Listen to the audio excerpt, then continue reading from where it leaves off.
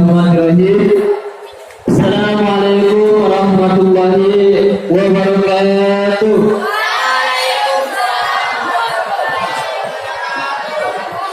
Alhamdulillahirabbil alamin. Puji dan syukur kita kepada Allah Subhanahu wa taala atas berkat rahmatnya kita pada maghrib ini masih diberinya nikmat oleh Allah Subhanahu wa taala. Salawat serta salam kita curahkan kepada baginda kita Nabi Muhammad sallallahu alaihi wasallam. Allahumma shalli ala sayyidina Muhammad wa ala ali sayyidina Muhammad. Wa bismillah sadri wa yassir li amri wa ahlul 'uqdatam min lisani yafqahu qawli. Innahu min Sulaiman wa innahu bismillahirrahmanirrahim. Hadirin muslimin, para santri yang dimuliakan Allah Subhanahu wa taala, mari kita awali dengan baca suratul Fatihah. Mudah-mudahan apa yang kita bahas pada maghrib ini menjadi salah satu rahmat hidayah dari Allah Subhanahu wa taala. Dan kita juga mohon semoga kedua orang tua kita ampuni segala dosa-dosa mereka dan orang yang telah banyak berbuat baik kepada kita semuanya. Mudah-mudahan Allah balas kebaikan mereka berlipat ganda. Ilahi Nabi Nabi Mustafa Muhammadin sallallahu alaihi wasallam. Al-Fatihah. A'udzubillahi minasyaitonir rajim. Bismillahirrahmanirrahim. Alhamdulillahirabbil alamin. Arrahmanirrahim. Maliki yaumiddin. Iyyaka na'budu wa iyyaka nasta'in. Ihdinas siratal mustaqim. Siratal ladzina an'amta 'alaihim ghairil maghdubi 'alaihim waladdallin. Amin. Baik, di sini kalian mengisi taklim pada maghrib, ya. Tapi mungkin ada keperluannya nanti di peringatan hari santrinya. Di dalam Al-Quran Allah Subhanahu wa taala perlu contoh banget pakai kursi Allah baru lepas aja ya. Gak enak banget kan? Kayak resmi. Terus kalian masuk kami biasa aja. Baik, Allah Subhanahu wa taala berfirman, A'udzubillahi minasyaitonir rajim. Bismillahirrahmanirrahim. Dalam surat Al-Ankabut ayatnya yang ke-69, yaitu Allah katakan di sana bahwasanya jika kamu berjuang di jalan Allah, Allah tunjuki jalan-jalannya untuk meraih kemudahan. Walladzina jahadu fina lanahdiyannahum subulana. Allah katakan, jika kamu berjuang berjihad, Allah tunjukkan jalan-jalan kemudahan. Apa kemudahannya? Kalau kita benar sungguh-sungguh belajar, Allah mudahkan. Kalau kita pengen benar-benar menghafal Al-Quran, Allah mudahkan.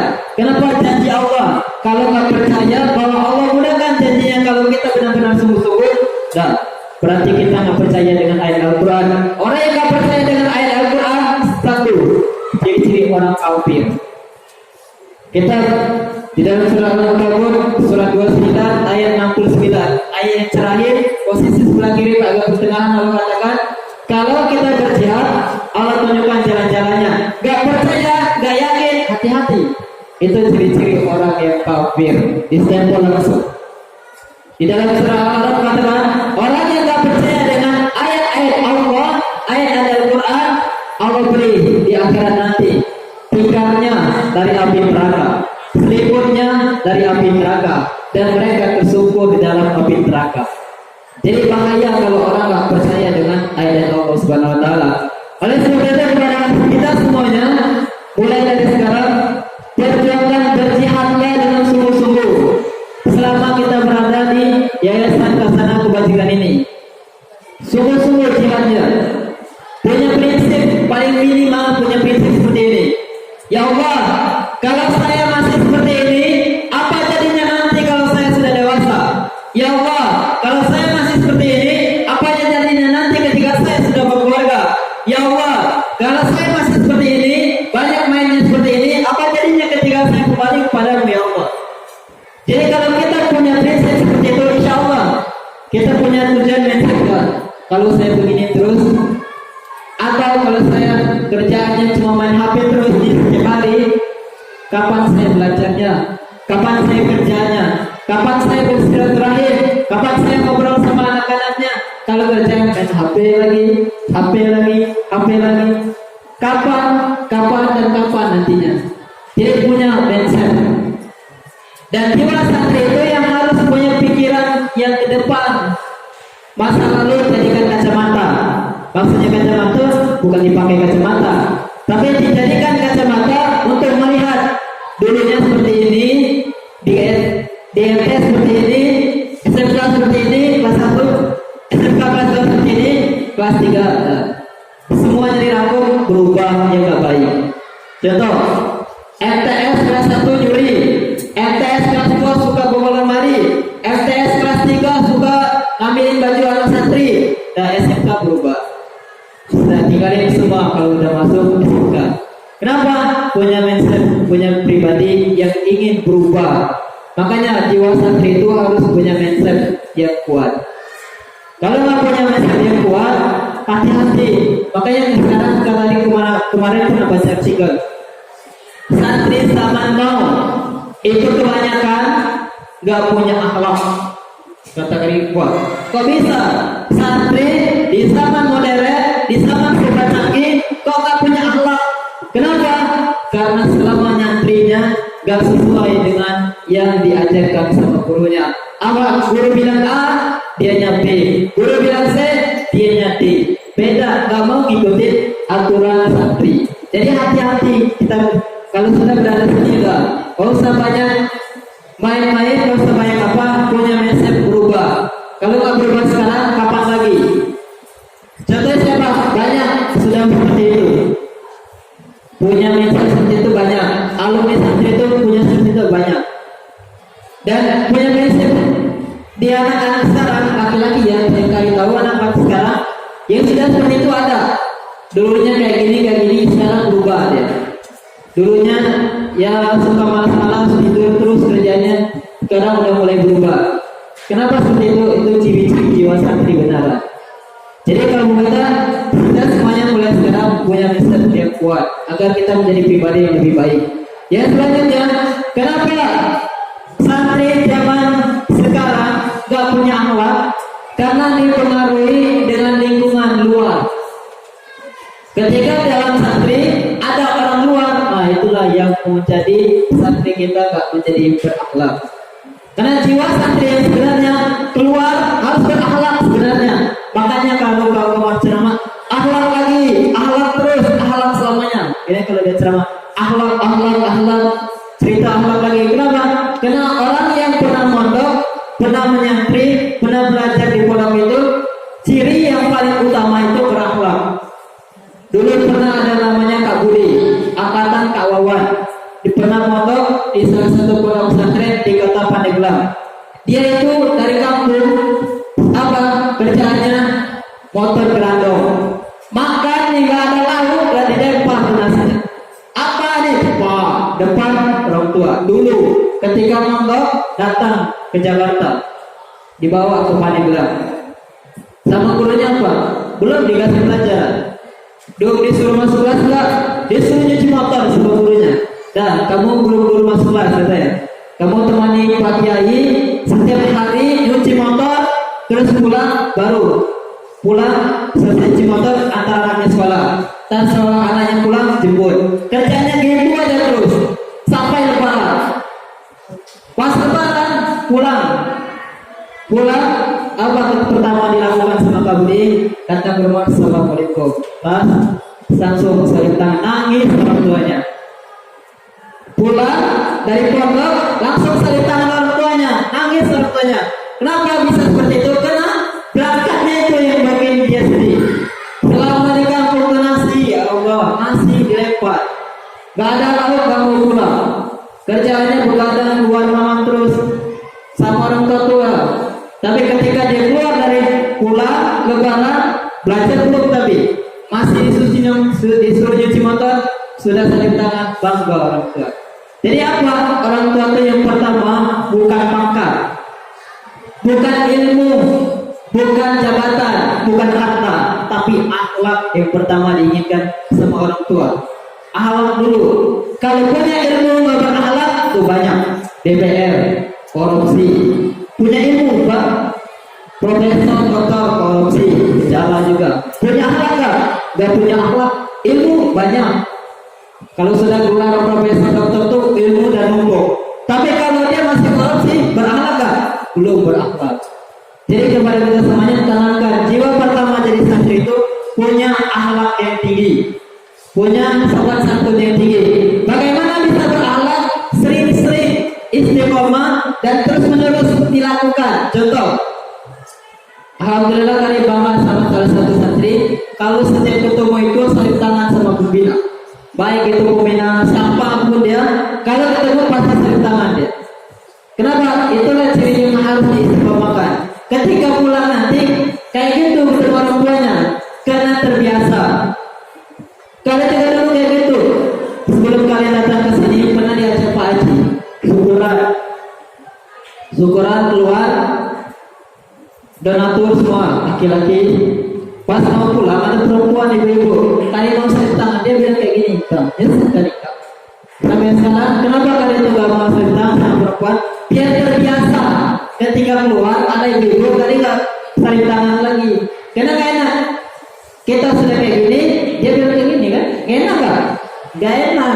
Kita tuh merasa ya Allah, gak enak. Makanya mulai sekarang kalian terbiasakan perempuan kok kali saling tangan, dia keluar nanti terbiasa. Itu jadinya kayak gitu, bukan yang nggak mau. Kenapa kalian terbiasa? Nah kita biar bisa terbiasa praktekkan dulu di sini nih. Contoh, saling tangan biar bisa pulang kampung, saling tangan sama orang tua. Terbiasakan dulu saling tangan sama pembina di sini. Biar terbiasa. Kalau udah terbiasa, pulang nanti insya Allah ketemu tuh saling tangan. Apalagi alumni kita SMP masuk sini sebentar. Ketemu alumni, ketemu guru SMP dulu. Wah mau negor tuh nggak enak. Kita biasanya nih ya, saya negor. Assalamualaikum, negor, apa kabar, apa? Ada guru sekolah dulu SMP. Saya biasa sama kita, kan negor tuh terasanya gak enak banget. Ragu-ragu kok negor nggak. Kenapa? Dorongan kita terbiasa di sini, pengen negor. Jadi oleh sebab itu tanamkan pertama jiwa akhlak. Bagaimana caranya? Istiqomah terus-menerus praktekkan jiwa ciri-ciri orang berakhlak tersebut. Itu yang kedua, yang pertama. Dan yang kedua, jadikan santri itu adalah jiwa yang sungguh-sungguh benar-benar membanggakan agar orang tua kita diangkat derajatnya sama masyarakat, khususnya nanti ketika di hadapan Allah. Bagaimana caranya? Benar-benar belajar sungguh-sungguh deh. Karena Imam Syafi'i pernah bilang gini, kita di bahasa kita, nah silakan kamu cari ilmu kemana. Walaupun kita nggak ketemu nanti di dunia, mudah-mudahan kita bertemu kembali di surganya Allah. Itu prinsip Imam Syafi'i. Jadi walaupun kita jauh dari kampung di sini, ya udah nggak apa-apa. Ya Allah, saya ini jauh sama ibu saya di kampung di Palembang, di Jawa, di mana-mana. Tapi yang memohon kepada ya Allah, dengan wasilah saya mencari ilmu di sini, pertemukan kembali kami nanti di surganya Allah. Dengan wasilah yang kami beribadah, tahajud, baca Quran di sini, tolong pertemukan kembali kami nanti di akhirat ya Allah. Kenapa? Karena kita di sini berjihad buat mengangkat derajat kedua orang tua. Jangan kembali. Kebanyakan kita kembali ke apa? Yang saya makin ada. Nah itu nggak boleh. Punya prinsip ya Allah. Saya di sini apalagi yang sudah lama. Kelas 2, kelas 3 sudah lama. Punya prinsip jangan berusaha kalau bisa. Jangan merepotkan orang tua lagi. Gimana caranya? Sekarang tanamkan ya Allah bagaimana caranya biar kita tuh nggak merepotkan orang tua lagi. Apa contohnya? Kalau bayaran mungkin iya. Masalah jajan sudah masuk orang tua lagi. Masalah baju, peci, sudah nggak bisa orang tua lagi kalau gitu kalau bisa. Kenapa? Udah itu cukup situ aja buat orang tua. Sekarang kita dulu harus membalas kebaikan orang tua itu. Kalau masalah bayaran oke lah, bayaran agak sedikit besar. Tapi kan kalau baju cuma 60 sekian, harganya peci sekian, dan masa minta ke orang tua lagi. Masalah jajan, gak ada uang puasa. Kenapa? Kita udah orang tua dulu yang kita balas. Agar ketika kita berbakti sama orang tua, keberkahan mencari ilmu itu gampang. Ini ada cerita adik kari sendiri, adik kandung yang sekarang lagi di pondok itu. Kemarin yang pada Kak, sabar mama katanya. Kenapa? Mana katanya susah banget apa nih, aku nih baik salah mungkin. Akhirnya kali telepon, nggak diangkat sama orang tua. Tunggu asal. Pas asar jam 5 jadi jam 5. Telepon sama 3. Kali ada yang di pondok sama orang tua. Pas dia nelfon kali tinggalin mandi. Karena dia perlu kan ada. Ngomong langsung nangis beneran. Bu katanya mana susah banget apa nih katanya makan katanya. Kalau ada ini bersalah. Jadi kayak gitu. Kenapa? Ketika kita minta ampun, mohon sama orang tua keberkahan cepat nanti ngapalnya. Itu benar-benar kejadian. Salah satu pondok mayoritas pondok penghafal Quran itu ketika dia susah ngapal langsung ingat ke orang tua.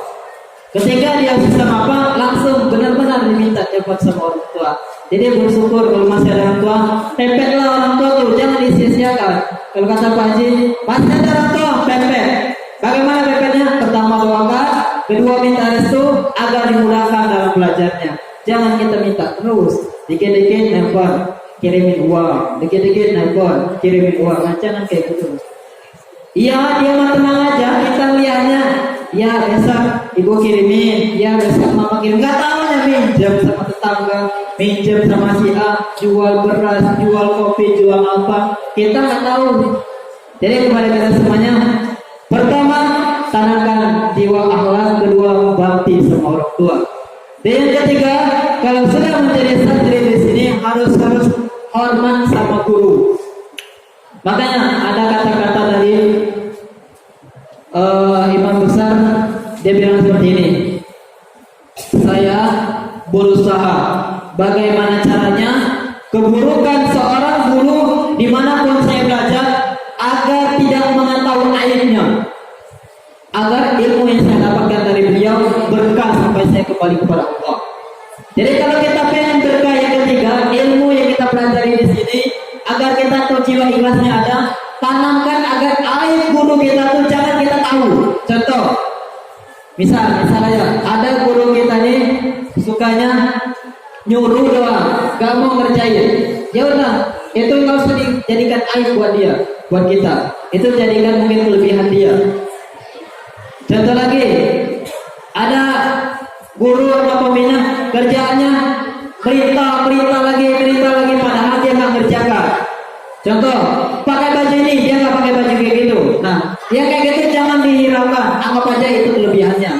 Tapi kalau kita jadikan itu adalah salah satu aib, maka itulah tandanya hati kita nanti selama ada dia di sini, berdiri di sini, berikan apa? Hati kita berkomentar. Kakak itu ngomong doang, perintah guru bisa, padahal dia aja nggak praktekkan. Adanya kayak gitu nantinya.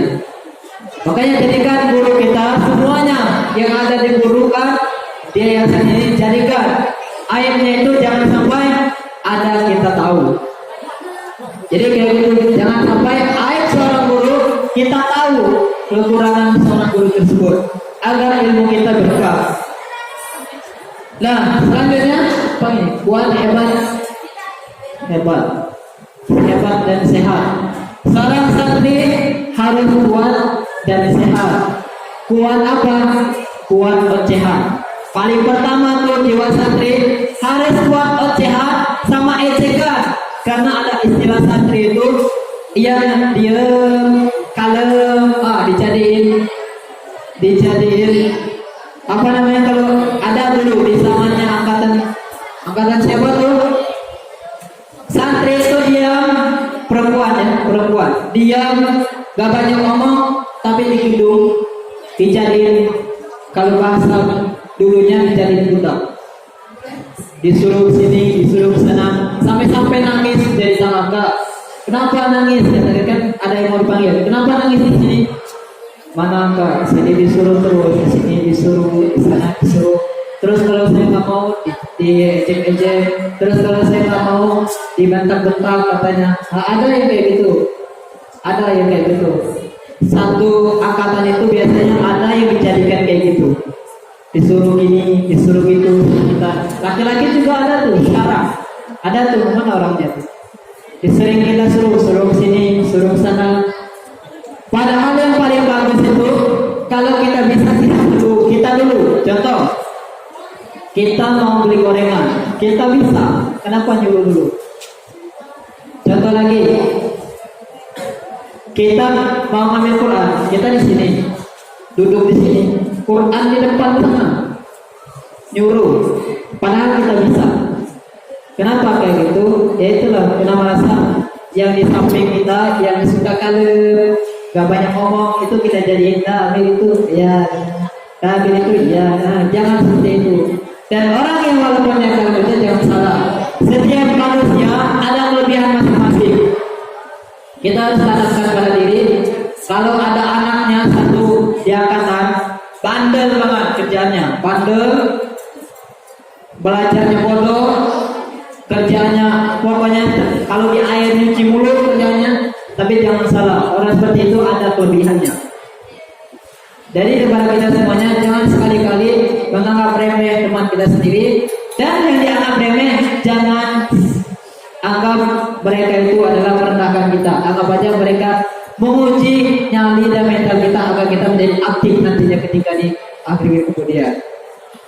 Dan selanjutnya, jarak santai itu harus kuat dengan ejekan, omongan, caci makian teman-teman.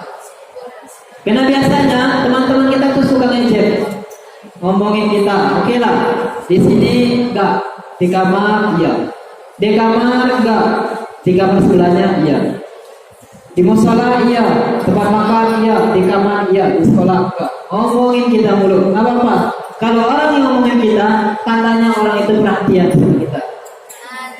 Ini kerjanya ngomong mulu, kita di sini salah lagi, nggak usah dikerjakan. Mereka itu tandanya memperhatikan kita. Kenapa? Buat apa coba ngomongin dia? Bisa si A, emang udah tahu dia kayak gitu, masih aja kita omongin dan dicari-cari kesalahannya. Berarti apa kalau kamu perhatikan?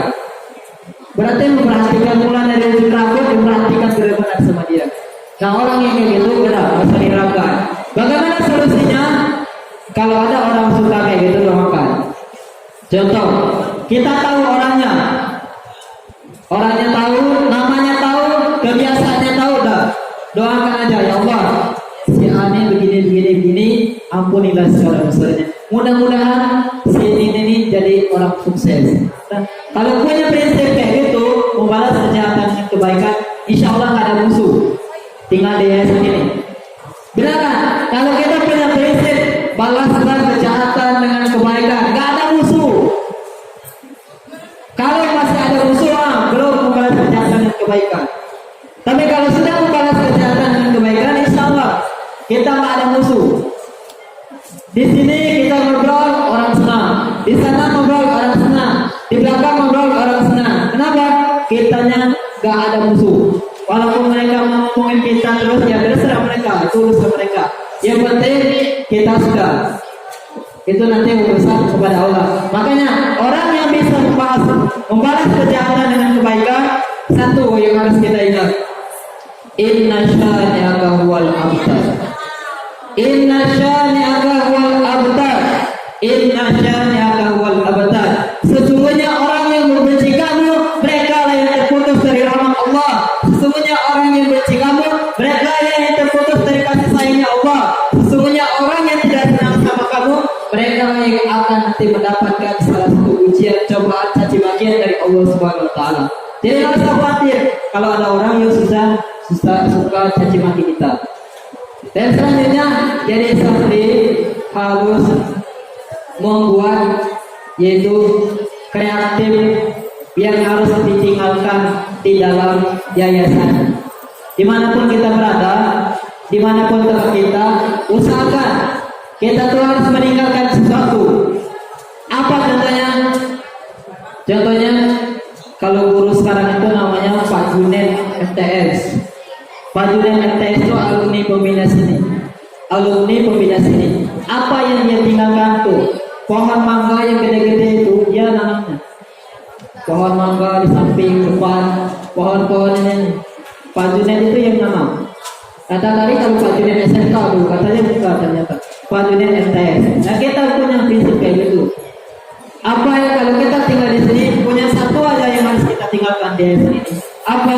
Kalau nggak punya ide di tanam tanaman, punya ide di kamar. Contoh, kamar kita nih kayaknya begini-begini terus kerjanya. Ya udah, punya kreatif. Kreatifnya apa? Bikin lemarinya kayak gini, desain. Bikin lemari kayak lemarinya susunan tempat balik apa gitu. Lemarinya dibalik-balikin semua. Atau punya nih kamar nih kayaknya keramiknya udah agak pecah-pecah. Coba melapor sama Kepi, keramiknya tolong diganti, tapi kelas tulisan nanti diwarna-warni kelas 3 alumni. Kelas 3 angkatan 2000 sekian, tulisan keramiknya kecil-kecil warna. Kalau punya kreatif, agar ketika kita datang ke sini lagi, masih ada nggak ya? Dulu masih ada nggak ya? Oh masih ada, alhamdulillah. Kalau nggak ada lagi diganti dengan apa? Nah, kayak gitu punya kreatif. Oleh sebab itu kepada kita semuanya, jangan suka kita tuh banyak main-mainnya. Karena di dunia ini memang sifatnya main-main. Di Al-Quran itu ada 3 kali lebih. Kalau katakan salah satunya surat 6 ayatnya 32. Dunia ini tempatnya main-main, senang gurau, bercanda-bercanda, bikin lalai. Itulah kehidupan dunia ini. Tapi kalau orang yang beriman dan bertakwa, itulah nanti beruntung.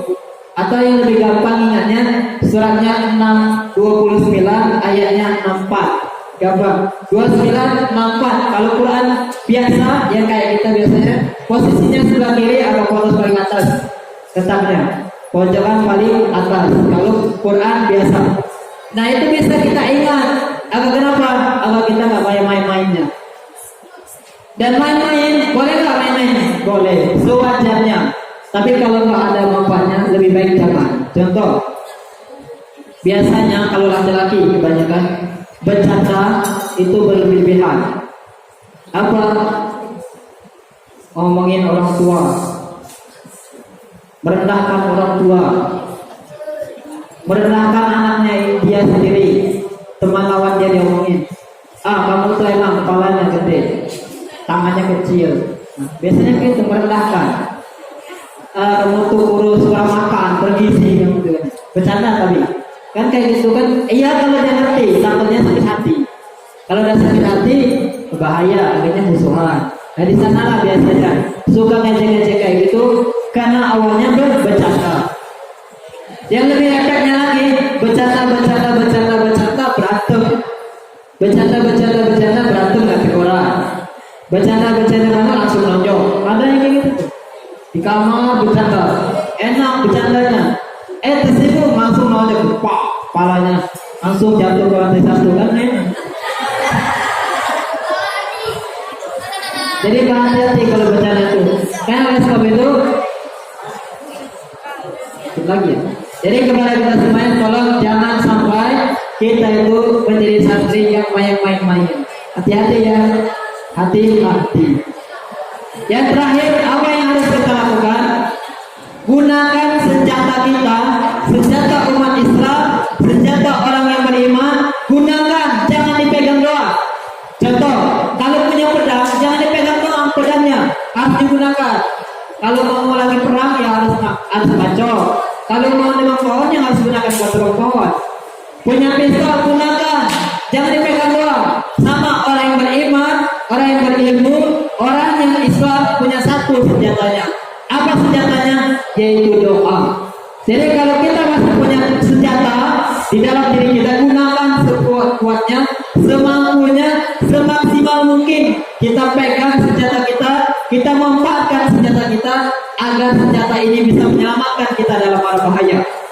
Contoh, kita punya senjata doa. Masalah banyak, ya udah gunakan senjata kita biar masalah tersebut dipotong-potong lehernya. Kita punya senjata pistol. Gimana caranya senjata kita itu digunakan untuk bisa menembak sesuatu yang belum tersampaikan. Kenapa? Karena tujuan kita adalah di sini menjadi santri. Dan yang terakhir yang saya sekalikan, ini poin terakhir dari yang terakhir, jangan sampai mengecewakan orang tua.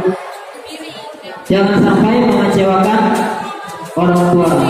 Nah, kalau udah ngomong orang tua tuh pasti sedih ingatnya. Jadi tolong kepada kita semuanya, jangan sampai lalaikan orang tua. Jangan sampai orang tua kita tuh kita anggap Apa? Tempat kita minta doa, dikit-dikit orang tua, masalah dikit orang tua lagi, apa-apa orang tua, nah jangan kayak gitu. Jadi gunakanlah orang tua itu kita yang harus bisa membanggakan. Kalau kalian bisa sekarang bisa membanggakan orang tua, kalian lebih hebat daripada kali. Beneran? Kalau kalian sekarang detik sekarang bisa membahagiakan orang tua, kalian lebih hebat daripada kalian. Kenapa? Kalian itu baru masuk S2, bisa ngerti ya kayak gitu. Bisa ngerti cara orang tua berkata atuh, baru di S2. Kalau dulu apa? Dapat uang, ya beli ini, beli itu, beli itu. Dapat uang, beli ini, beli itu, beli itu. Gak ada uang, marah-marah sama orang tua. Gak ada uang, kalau sekolah. Kalau udah keluar dari sekolah, kalau kerja, gak ada uang. Kalau minta enggak tadi. Tapi selalu kepikiran buat ngasih orang tua tuh nggak ada. Tapi kalau kalian bisa sekarang, detik sekarang bisa bahagiain orang tua, kalian lebih hebat daripada kalian. Benar. Kalian lebih, insya Allah kalian lebih sukses. Kalian lebih mulia di hadapan Allah Subhanahu Wa Taala. Baik, demikian dari mohon maaf. Ada waktu 4 menit lagi kita persiapan karena akan melaksanakan hari raya. Hari memperingati hari santri, kita siap-siap dulu. Habis itu sholat, habis sholat ya silakan bahagialah dengan menjadi santri yang dimuliakan Allah Subhanahu Wa Taala.